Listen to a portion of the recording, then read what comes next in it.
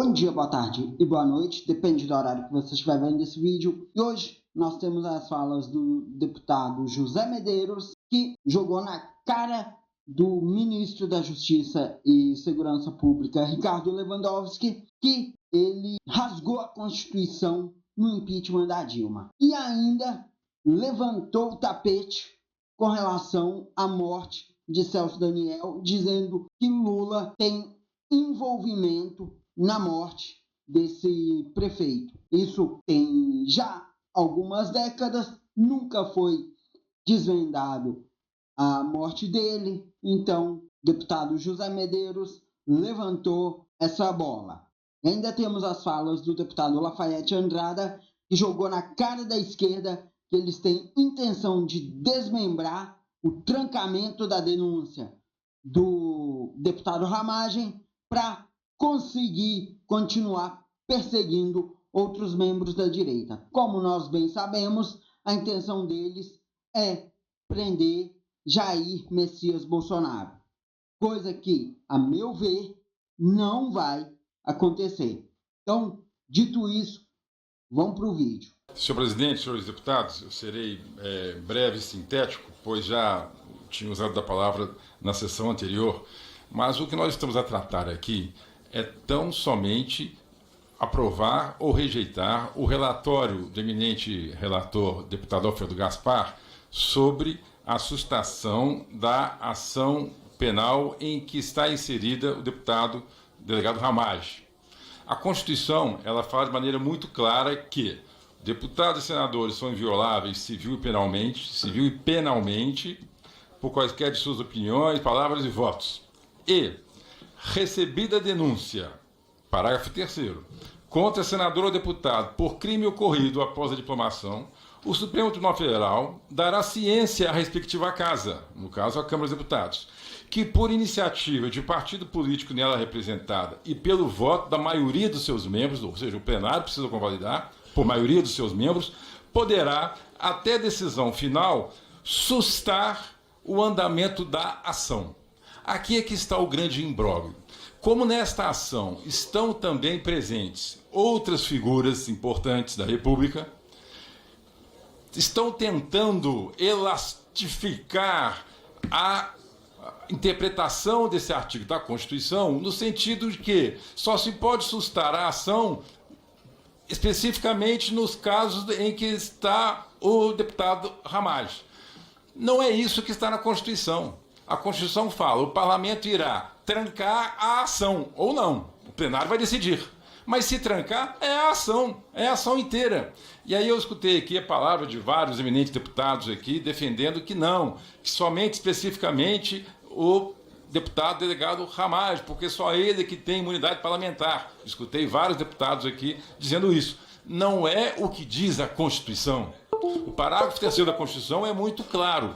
A Câmara dos Deputados, ou a casa a que pertence o parlamentar, senador ou deputado, no caso do deputado será a Câmara, irá decidir se irá sustar a ação ou não.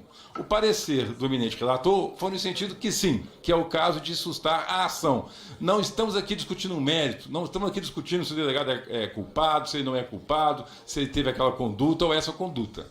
Nós estamos discutindo aqui se a Câmara dos Deputados irá utilizar a prerrogativa constitucional que tem de sustar a ação.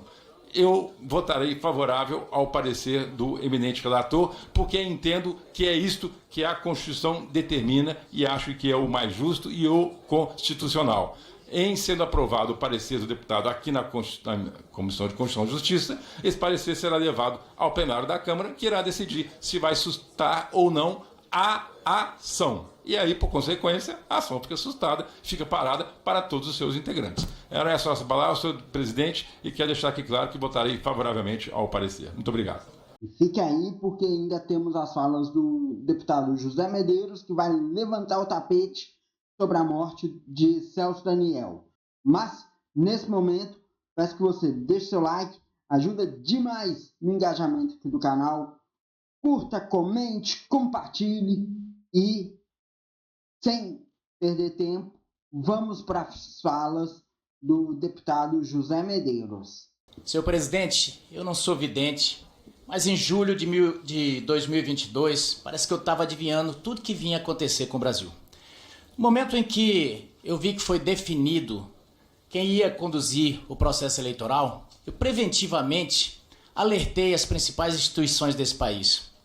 Supremo Tribunal Federal, TSE e a Procuradoria-Geral da República, dizendo que o ministro não tinha condições de tocar aquele processo eleitoral porque o pai dele era um dos candidatos. O presidente, hoje presidente Alckmin, é o pai do ministro Alexandre, pai político. Tudo que o ministro Alexandre galgou após o seu concurso, ele deve ao hoje presidente Alckmin. O que acontece? Ele foi como secretário várias vezes. Se vocês pegarem fotos, está sempre nas reuniões de política o ministro Alexandre ali atrás do Alckmin. Depois ele foi para o Ministério da Justiça por obra e graça da força política do hoje presidente Alckmin. E depois ele vai para o STF sobre a cota do PSDB, sob a defesa do presidente Alckmin. Aliás, o PSDB foi um dos principais defensores e os que hoje bate lata para o ministro Alexandre de Moraes chamavam ele de aliado do PCC. Então o que acontece? Quando eu vi isso, eu falei, não, nós não vamos ter um pleito transparente e um pleito imparcial. Fiz essas representações, mas até hoje, talvez seja pelo tanto de atarefamento que tem ali, nenhum desses obtive resposta até agora. Assim como naquela obediência que o PT, por obra e graça do deputado Lindbergh, do então senador Renan e do hoje ministro da Justiça Lewandowski, quando eles rasgaram aquilo, ele não foi... Eles rasgaram a Constituição no artigo, num dos artigos mais nobres, aliás, pertinho do 53, né? Quando dizia o seguinte, o presidente que é cassado, ele fica inelegível. O que fizeram? O que fizeram? Sim, eu estava lá. Eu estava lá e fui um dos que fui contra, e se pegarem lá no YouTube vai ver que eu falei para o ministro, eu estou entrando com mandado de segurança, e entrei, e até hoje também não foi julgado esse... Então esses que bradam hoje a defesa dessa Constituição, vale lembrar que... E detalhe, foi isso que permitiu Dilma Rousseff concorrer ao Senado por Minas Gerais e forçar Minas Gerais a, por medo da Dilma, votar no Pacheco. Acharam a Constituição no meio para deixar Dilma elegível. E num caso que tinha precedente, que no caso do Collor, o Collor foi cassado e ficou inelegível por 8 anos. Então, eu faço esse preâmbulo para que a gente possa entender por que as pessoas foram para a rua. As pessoas foram para a rua por indignação, pela falta de transparência, pela forma como o ministro conduziu o processo eleitoral. E assim que aconteceu o 8 de janeiro, poucos meses depois, eu falei isso na tribuna. 2 horas depois, eu fiquei suspenso de todas as minhas redes sociais por quase 1 ano. Por falas na tribuna.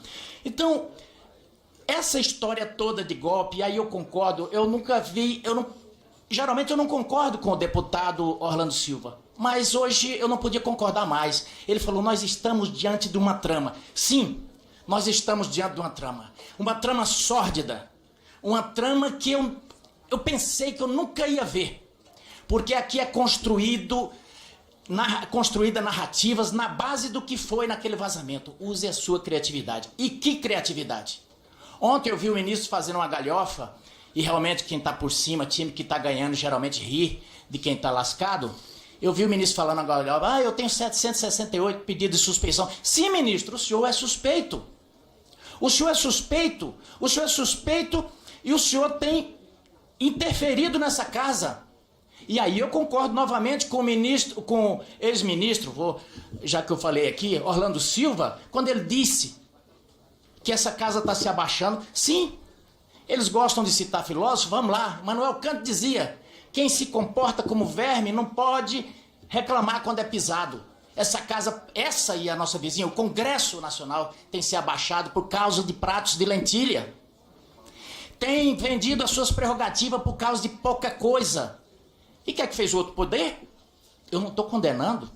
Não existe espaço vazio, mas o que começa a acontecer é que hoje é Ramagem, amanhã vai ser outro, vai ser outro, vai ser outro. Por quê? Porque os ministros já disseram: acostumem-se com o alto protagonismo do Supremo. Ele veio para ficar. E aí não é relação à direita, à esquerda, é contra todo mundo. Basta ver o que fez o ministro essa semana.